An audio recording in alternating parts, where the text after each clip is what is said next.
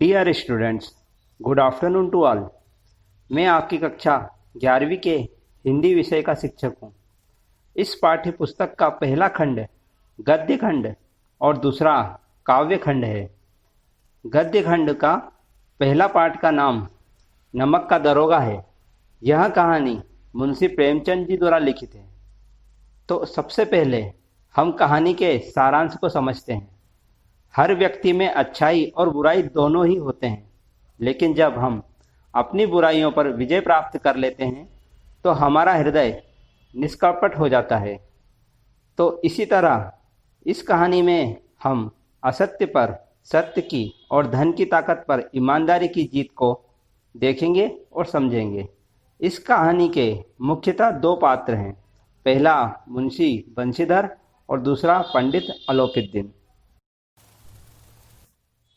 जब नमक का एक नया विभाग बना और लोग ईश्वर प्रदत्त वस्तु अर्थात प्रकृति द्वारा प्रदान की गई, तो लोग क्या करते?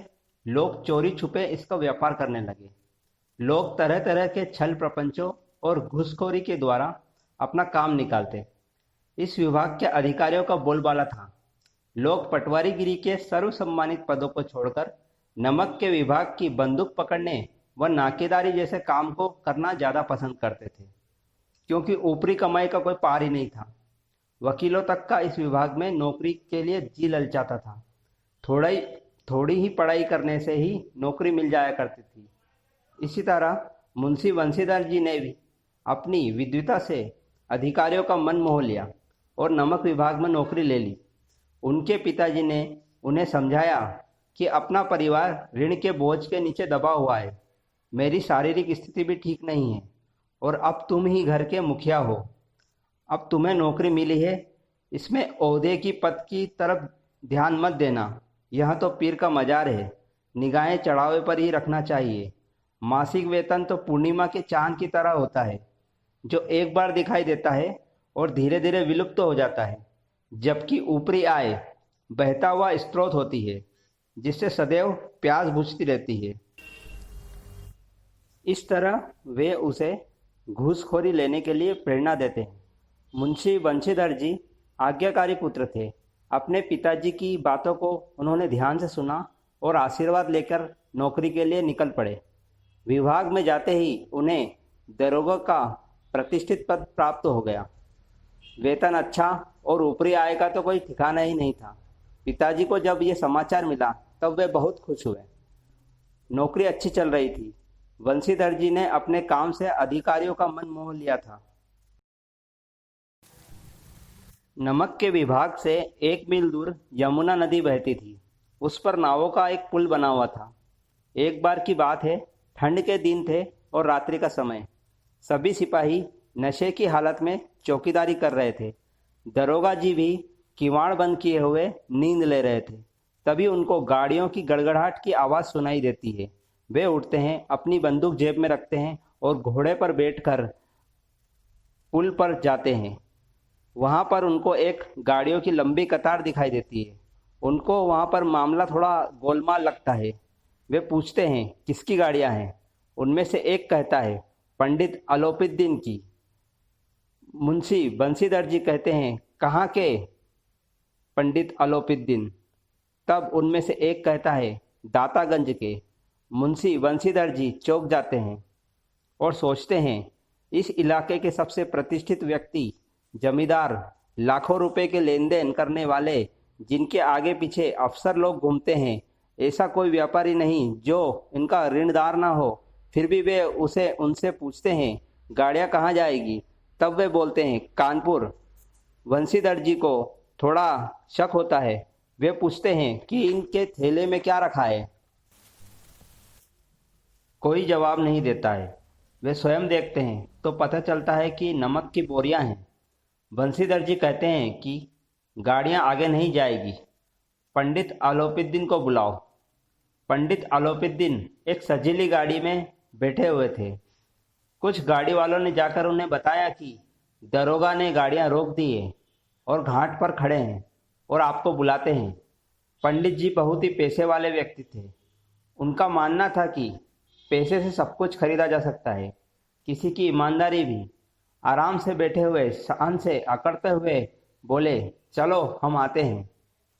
और दरोगा जी के पास जाकर बोलते हैं, बाबूजी आशीर्वाद, हमसे कौन सी गलती हो गई जो गाड़ी रुकवा दी? हम पर तो आपकी कृपा दृष्टि रहनी चाहिए। तब बंशीधर जी बोले, सरकारी हुक्म है।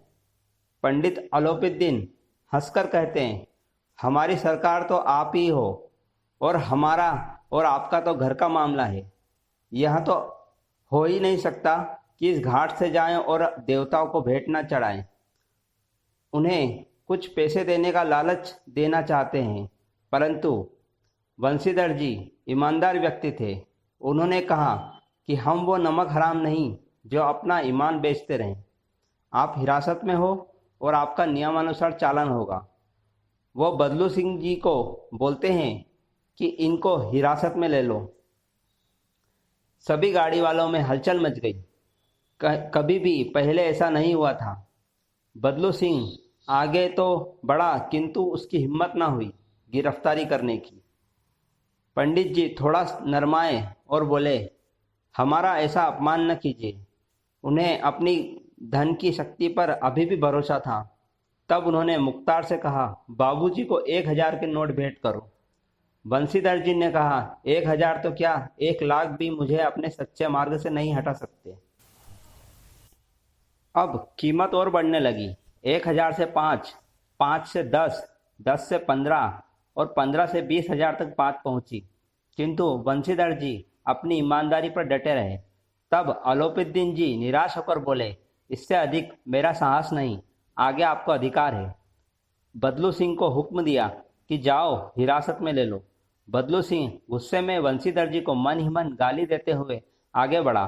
तब पंडित जी ने एक बार और निराशा और अत्यंत दीनता से कोशिश करना सही समझा और बोले, मुझ पर दया कीजिए, मैं 25,000 में निपटारा करता हूँ।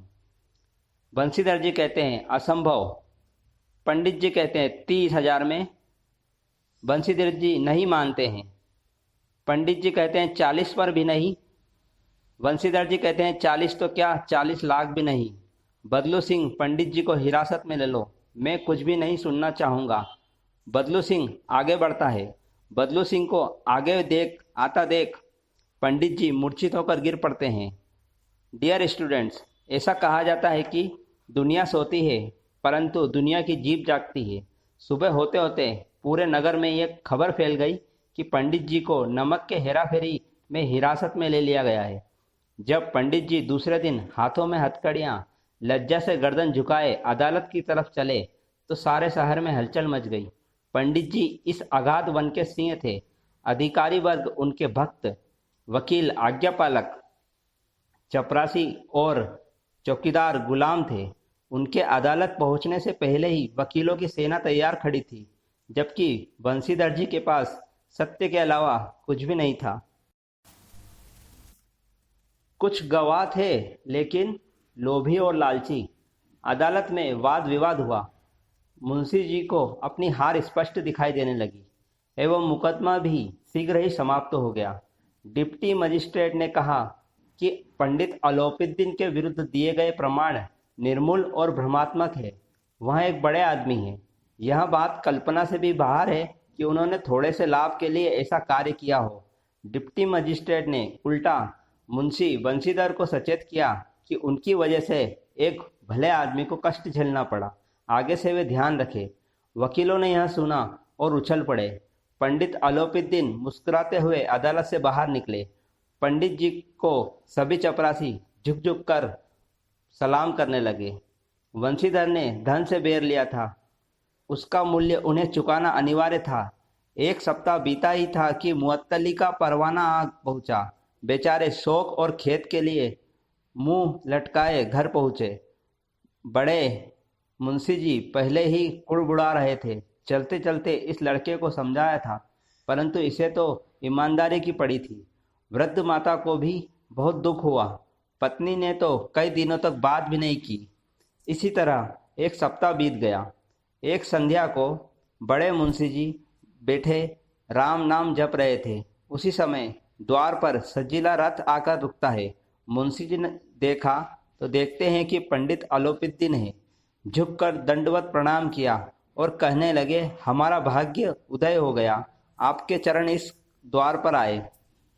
और फिर लगे अपने लड़के की बुराई करने। तब पंडित जी ने उदारतापूर्वक कहा कि आप ऐसा न कहिए। इस संसार में बहुत कम लोग होते हैं जो अपने धर्म पर टिके रहते हैं। आपका पुत्र भी ऐसा ही है।